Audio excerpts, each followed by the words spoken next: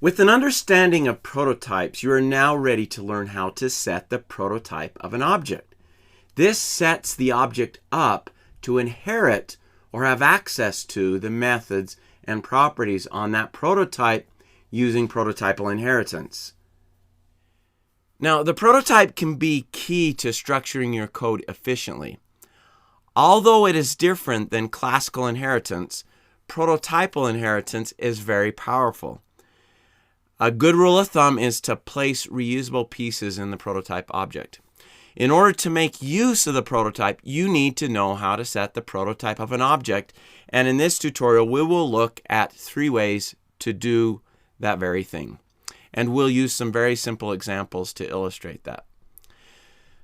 So let's first take a look at what those 3 ways are. First off, we can use a constructor function. So that is one technique, and that is probably the most common technique. Second, you can use object.create. With object.create, you're creating a new object, and as a part of calling the create method, you pass in an object that will be set as the prototype of this new object that's being created. So object.create is a second method. And I like that method because it's very straightforward. Third, as of ECMAScript 6, that standard defined a set prototype of method, which is a part of the object. Now, a set prototype of, you're able to establish the prototype of an object that's already been created. Just one precaution with set prototype of, you should probably avoid it if you can. There are warnings that it is resource intensive to use this particular method. But I'll show you how to use it in case you choose to use it. Now, there are other techniques that set the prototype in JavaScript. But I've chosen to focus on these 3 because they are the most straightforward, and they will allow you to accomplish what you need when you're trying to set the prototype of an object. So let me jump to Sublime and we'll take a look at these examples. Now, the first thing I want to do is I want to set up an object that I'll use as the prototype.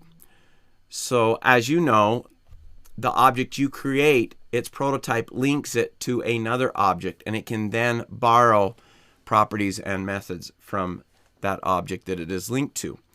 So I'm going to set up a simple object. And I'll do that using object literal notation. And in this, I'm simply going to place a function. And we'll create 3 different objects, and this function will be used by all 3 of those objects. All it's going to do is log to the console a greeting, similar to hello world.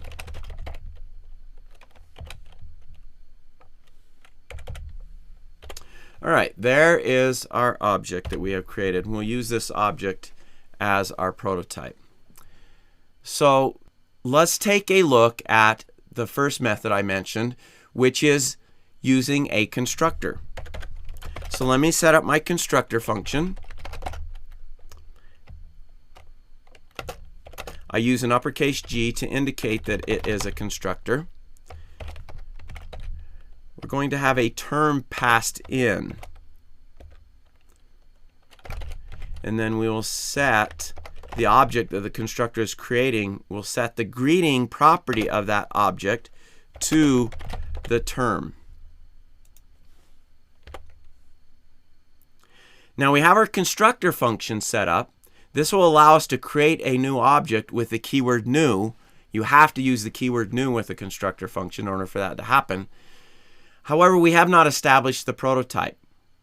Functions have a prototype property, and we can establish the prototype for all objects that are created from a constructor function by setting that prototype property to an object. So let's do that. Greeting.prototype equals obj proto. We'll set it to the object that we've created. Now we have all of that set up, we can create our object.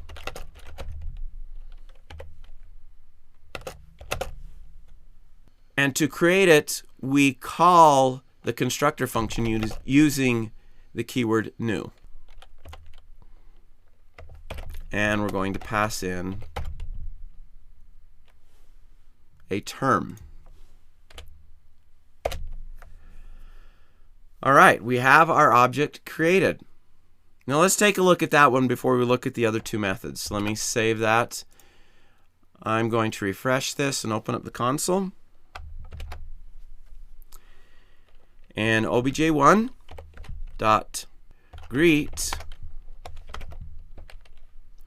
should display to the console Howdy World in this case. Now let's take a look at obj1. Let's just display it. There we can see the greeting property is set for the object. And here we can see a link to the prototype. If we open up the prototype object, we can see that the greet function is a part of the prototype. All right, so that's method number one. Now, the second method is using object.create. I prefer the constructor function when you're creating numerous objects of a similar type. Well, the thing I prefer about object.create is it's so straightforward in establishing the prototype and the object you're creating. So here's how we do that. We're creating object, or obj2 this time, and we'll set that equal to object.create, and we're going to pass in the prototype object. Now, once that object is created, obj2, I can add other properties and methods to that if I want to, using .syntax. So there I've added a greeting property to it. Now we have object2 created. Now it is possible we could also create additional properties onto the object by passing in a second object here that defines the name value pairs. So as a part of object.create, we could pass in a second object that defines the name value pairs. Okay, let's save this and take a look at this object. I'm going to refresh the page again. This time we'll take a look at obj2. Greet comes back with Hi World. If we open obj2 and take a look at it in the console, we can see it has a greeting property established to it. It also has a link to a prototype object, and inside that prototype object we see the greet function.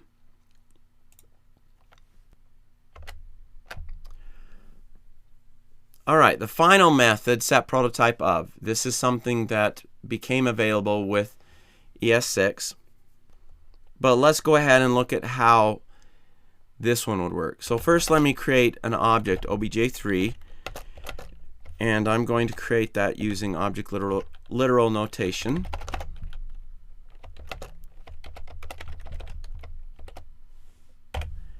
Set the greeting property to hello. Now we have an object we've created.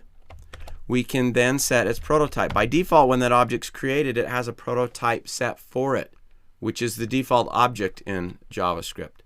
We can override that using set prototype of and pass in the object itself, obj3, and then pass in the object that will be used as the prototype.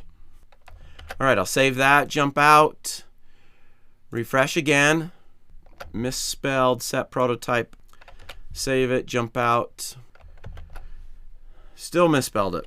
There we go.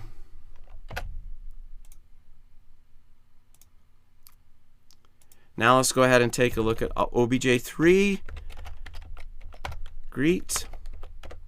That one says hello world. If we look at obj3, we'll see similar to what we've seen with the other objects. We have a greeting property. We're linked to a prototype object. We open that, we can see the greet function in there. All right, so those are three methods for setting the prototype of an object. Let's move on to the next topic.